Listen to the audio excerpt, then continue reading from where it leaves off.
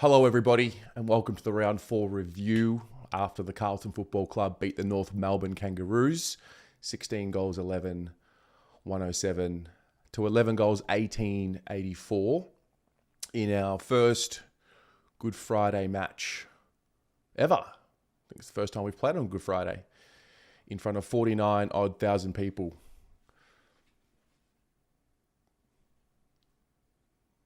It was a win. It was a win. That's what it was. It was a win. It was solid. I felt like we did what we needed to do. We did our job. We just did our job. The most important part of the game last night was winning the game, and we did that.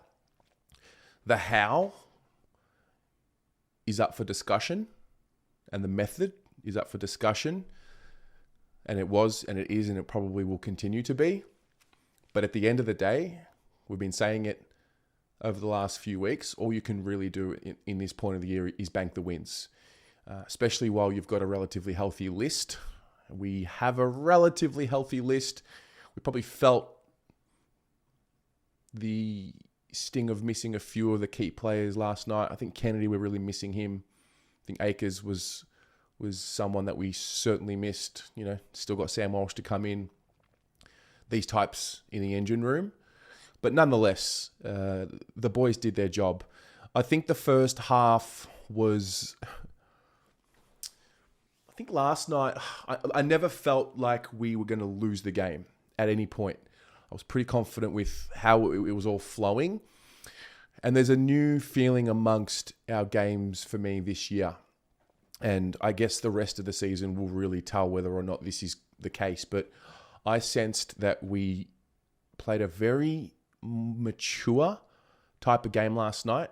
And again, this will be confirmed at the end of the season, but I'm sensing us just absorbing the opposition's best without allowing the scoreboard to tick over too much in their favour. This is not something that we've been very good at traditionally. So North Melbourne, really, listen, full credit to North Melbourne, particularly in the first half. They came at us. I was sitting up on level 2 and I really noticed them just choking the ground and just bringing, bulk numbers to the contest. And at one point, if you split the ground into 4, every single player was in a particular quadrant of the field. And that was something we did not have the ability to open up in the first half. I thought we were a little bit lethargic. I thought the spark just wasn't there. Not a lot of run and carry, not a lot of handball receives. But that changed in the second half. And I was starting to get a little frustrated, but there was one particular play early in the third. Adam Sard got a handball receive from Sam Doherty and sort of cut diagonally and kicked the ball nice and long over to, might have been Lockie O'Brien or Ollie Hollins. And that started opening up the ground. And from there, we got in a little bit of a run. There was a play in the third quarter that I think really sparked us from where I was sitting. So I think it was early in the quarter. So there was a potential free kick that could have been paid to Charlie Curnow pretty much 15 metres out. Crowd thought he was held.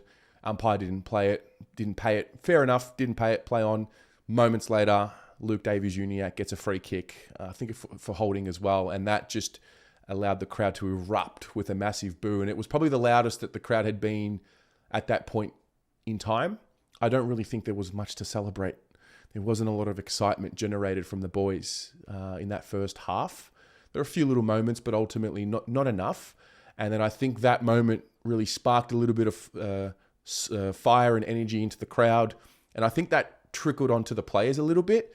Then we started to get a run on. And then, that third quarter, after absorbing what we did in the first half and then making the adjustments, starting to get our running game going, starting to get some handball receives going, starting to use the wingers, starting to use Adam Sard a little bit more, which we spoke about early in the week.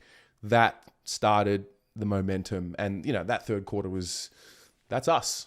That is us.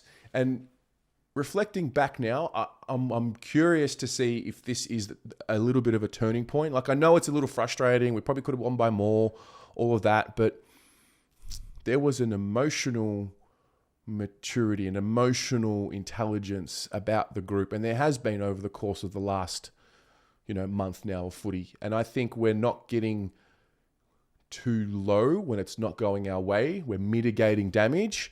And by the same token, when we have our run, we're not getting too high.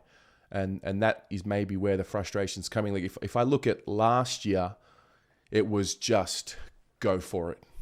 Just go for it as hard as you can out the gates. We've got to start well. All the narratives that all of us have been talking about. And if you look back in the first month of last season, we did it a few times where got out to a monstrous lead, 40 points, whatever it was, and then allowed the lead to come back to within a kick. So there was Hawthorn last year, early in the season. There was Port Adelaide last year, early in the season.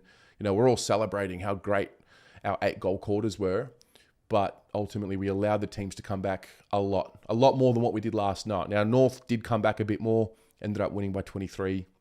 We did.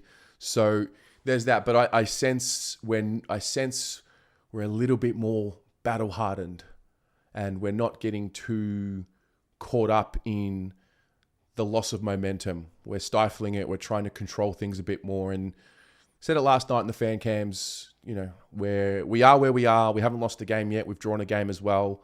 And there's so much improvement to come. This time last year, we were also excited to be seeing wins consistently for the first time. And it was just, we were all so excited. And I'm still excited.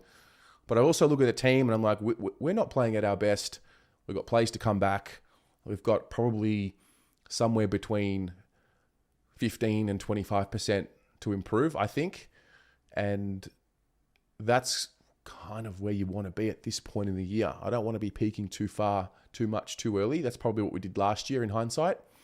So I'm seeing a bit more emotional intelligence from the group. Just some stability, a little bit more equilibrium, to quote the famous Brendan Bolton. That third quarter in particular was exciting. The tolls were the story of the night. We went into the game expecting that to be the case. We play a really good game under the roof. Perfect conditions for a tall forward. Granted, North Melbourne missing some really solid defenders in Griffin Logue and Ben Mackay. And then when you think about that, I mean, this is not a North Melbourne fan channel, but they were impressive. From where they've come from last year to now, that's, they've improved by some margin. So you got to give them some respect, even though there's a few players on that team that I don't like as players. As humans, I'm sure they're great. So, I left the game. I came home a little bit late to get home for the fan cams. I just chilled. I just needed to go get myself a souvlaki. I don't know why. I just had this feeling. I had to. I don't know. I was a bit hungry. Didn't quite get a souvlaki during the game, so I thought I'd get one afterwards, and it was great. So a month into the season, lots of improvement to come. A few more players to come back, and we're banking wins. I think that's the overall summary. My player of the game, it was Charlie. You could split Harry and Charlie any way you like, but overall, I think Charlie was the player of the game, kicking 6, Harry kicking 4. Had a nice little moment in the end where he could have just put the goal through on the goal line and somehow missed. That was funny, but it was good to see Harry respond. And I don't like individualizing players in the review, but McGovern, mate, McGovern. Copped a lot of criticism from the fan base, and I think rightly so. But by the same token, his efforts last night were exceptional, and a lot of them were. We got some good output from quite a few players. A few players responded from some poor performances over the course of the last few weeks, and mate, McGovern, fuck, just got to stay healthy. But I'm excited for him. Obviously a great cause last night. We did it very well. I think both clubs did it very well, supporting the Good Friday appeal. It's special to see what sport can do and what football can do. The narrative around just focus on the footy and the social issues is, I think, a little short-sighted, because when you have a platform like the AFL does, you have a responsibility to do good with it. And I think both clubs represented it very well. Obviously, great to see Sam Docherty and Ben Cunnington take the field together. We know the backstory around that and their lives and what's happening and what has happened with their lives. So, yeah, look, a good night at the footy. We're enjoying it. We're a month in. You got to enjoy it now because it's flying by. That's it. We have lost a month of this season. It's done. 4 games in, and I think we're well placed at this stage. I also sense a bit of maturity from the fan base. The fan cams last night, I think everyone has generally a pretty good sense of where we're at and a united sense of where we're at. Bit of frustration with things that we can improve on, not getting too ahead of ourselves, not pouring too much Kool-Aid, even though I did pour it in round 2. But I think we all can see that we've banked a few wins and we've got a bit more work to do. So I think we're in a good spot, not getting too ahead of ourselves, and then we move on from there. That's it. 6-day break, Adelaide next week, and that'll do it. So, yeah. What about you? What did you think of last night? Share with us, document your thoughts in the comments as you do every week. We'll keep them there for the history books to look back on in 100 years now when they look back on the run to the premiership. So, yeah. Chat to you in the comments. Have a great Easter weekend. If you are celebrating Easter, the Greeks will get their turn next week, and we'll go from there. Go Blues.